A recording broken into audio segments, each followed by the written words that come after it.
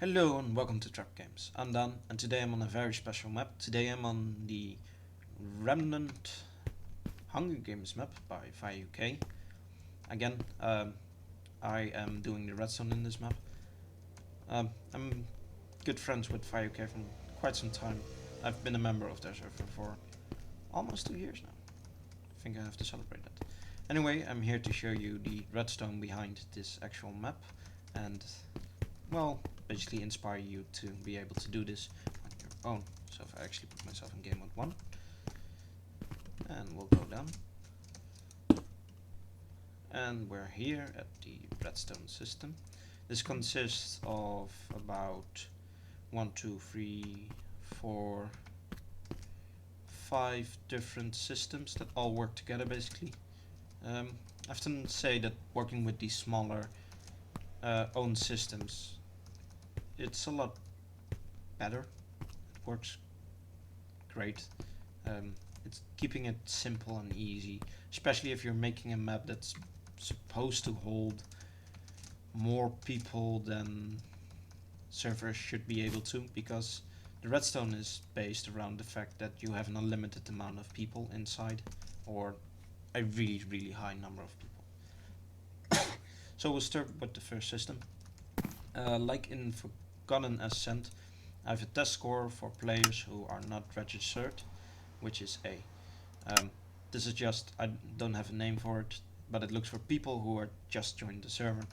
And basically what the system then does is sets a game mode, TPs them, and sets the spawn point to the correct location, and then sets A to 1. Whatever that happens, this is the settings of the game. These settings will be set during the time a person joins, to make sure the game is set all properly. We got a few command blocks here which will set scoreboard.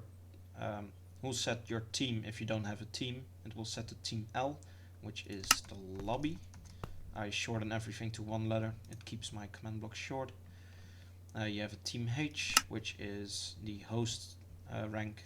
I don't know if you noticed on the right, but in front of my name it says host.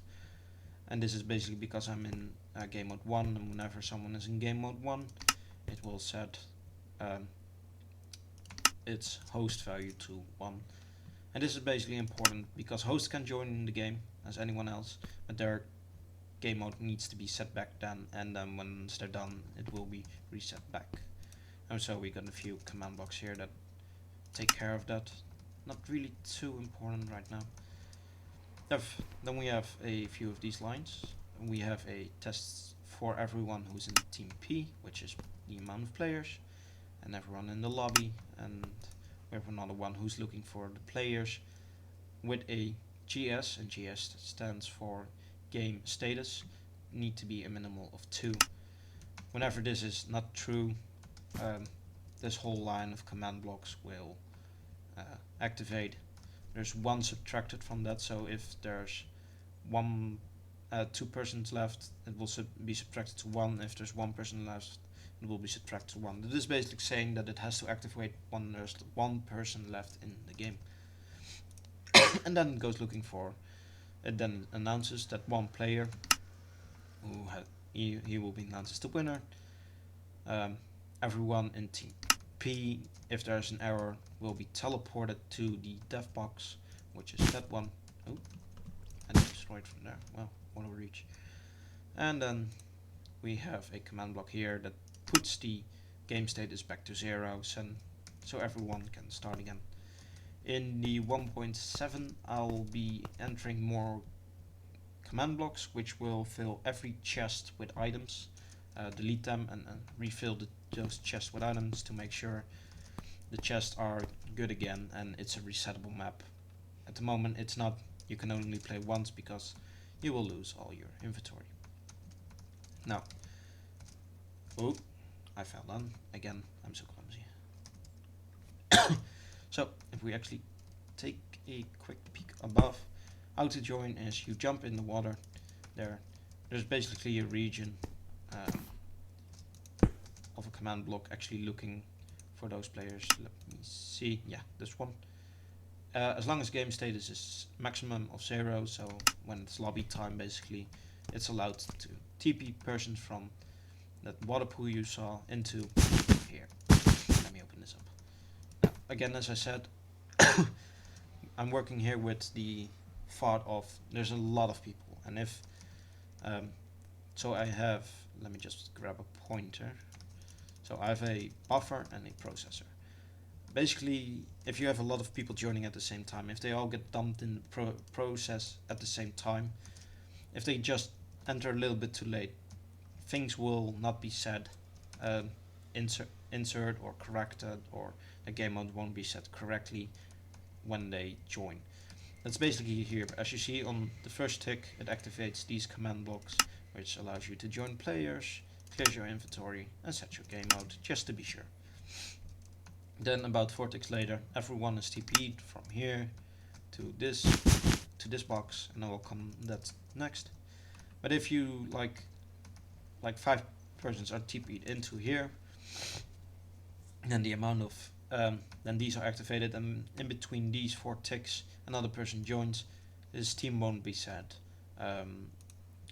his inventory won't be cleared, and his game mode will not be set, which causes problems, and we won't want it. So we have a buffer, and I really like this little setup. Basically what happened is both of these have pressure plates on both sides. Whenever the pressure plate is activated here, this torch is being unlocked, which activates this repeater, which activates this command blocks, which TPs at that moment all the persons in the buffer inside the processor. Then the processor command block generates a signal which activates this redstone, and which keep this torch locked, even though if people join in the buffer at that same time, then the people in the process are being processed, but of course, and then they're being TP'd to this box. And this basically allows for everyone to actually have their settings set at the time you always want. This is a guaranteed that everyone who first gets in here will have their settings correctly set and then being TP'd for sorting. This map only has 8 starting points, and as I said, we didn't put a limit on the amount of people that need to go in here. So we need to divide, let's say 64 people nicely over 8 starting points. And that's what this is for. So basically this consists out of a little clock. Basically when you stand here, a pulse is generated, this goes up, and this creates a 3-tick pulse, which is used in this nice divider. And it takes down this comparator, so the signal can be sent again, and it will keep shooting a pulse at this system until everyone out this box is teleported. Now basically what is happening? As you can see, only one piston has a gold block extended, and the others don't. And there's a lot of repeaters and command blocks, and each of these command blocks here, I know they don't look good, but they're command blocks, will TP a random person out of this processor box into the actual map at their spawn point. And every time they do that, they basically, when this one is activated, this piston will retract his block, and this piston will put his block in front of this repeater, and this will go on and on until all the persons out of the process box are gone. And how this basically works, well, I will show you on this block, on this row. So let's say if the gold block was actually here and it would be powered, then the signal travels down here, travel up these torches, and these torches will power this line of repeaters, which will generate a 1-tick pulse for this piston, which will make it either toggle the block from here to here, and that's how it works. But it also activates its neighbor. Now every single one of them except this last one has another torch here, and above another torch here, and then black wool block here. Then they have a repeater set here, which takes out the signal. So it basically activates its neighbor to the right. The last one, however, has a redstone line that activates the very first one because we need to activate that one and not its neighbor because it doesn't have one. So it basically loops back and forward between these halls, and I can actually turn it on for a second.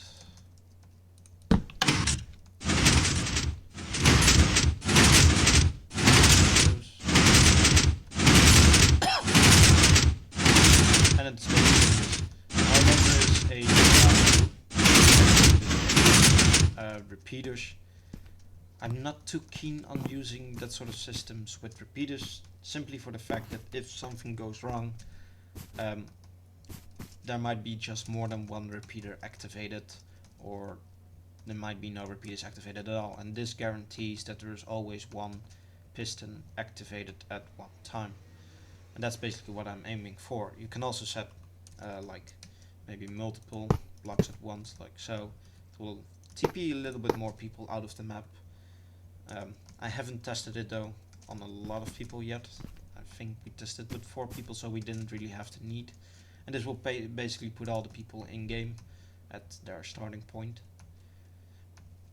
And that was basically how to join the game. Then we have this last system. Again, this works like a joining system, however, this is for when a person has died. Same thing, we have a buffer and a processor and the same logical piece of redstone. Beneath them we have a torch there. It's getting a bit dark like this now. Let me put the torch down. Like so. Then we TP the person from the buffer to the processor, as long as nobody's in the processor. Then this little piece of redstone is activated. Basically, game mode 1 is given back to the people who are a host. Your inventory is cleared, just to be sure. Your scoreboard, the scoreboard makes you leave your team. Because of that, this one command block here, you will be joined back to the lobby. So you won't have to actually set them back to the lobby. You take care of the system, because if I want to change the lobby name, I don't have to do it also in here. I can just use that one command block over there. Then we set the spawn points back actually in up there at the spawn point. And then we set their the amount of kills they have reached to 0. And then we TP them and we do a test for if there are still players in the if there are still players in the team players. If they do, this comparator will be turned on and updated, this command block. But once this happens more and more, this comparator will not turn off or on. It will just stay on as long as there are persons. So we need it actually to blink one time. So what we do is we give a redstone signal to this comparator, and we'll basically put out, it will make it shut down, and once the signal is done, it will allow the comparator to turn on the back and update this command block, which will basically output every time the processor is used. It will allow to output the actual system and what the current status of who is alive, basically. There's one more system, but it's all the way over there. I gotta fly a whole a while, so I'll leave you guys for now and I'll see you there. So now we're here in the middle, and you can actually see we only have 8 places to start from. This is basically the annoying part about it, but it also, because of what I've done, it allows for more people than one to join. So we'll start here. I have to say that the pistons and most of the wiring here was already placed. I just had to use it because the plugin at the conference they uses a lever that was somewhere around here. It turned on the lever whenever this had to pop up, and I'm basically doing that but through command blocks. And I just added command blocks, that's all. So we have one clock running here. Test for if the game status is 1, which is basically the starting time for counting down. Just as this is activated, it sets difficulties to peaceful, which will get rid of all the mobs, and then we'll set the difficulty back to 2, which will allow the game difficulty, but we'll turn off mob spawning, do daylight cycle through, and so on and so on. And the other way around, we have the countdown from say 10, 9, 8, 7, 6, 5, 4, 3, 2. This splits off in 2. Here's 1, and after it's at 1, this repeater will activate. I just go around. It will activate this, and as long as there's a little shortcut here, which basically whenever GS is not 1 or higher, it will block the signal, which will get the pistons down. I could have waited. Sorry about that, my phone went. But basically, this acts as a quick stopper for whenever GS is being turned off back to 0. It will quickly drop all the pistons inside the starting area instead of having to wait for this whole line to actually shut down through Redstone. This is actually just a quick stop. Also, if something goes wrong and you're quicker than the command box, it will be stopped and no persons will be shut out. So this very last line of really long please.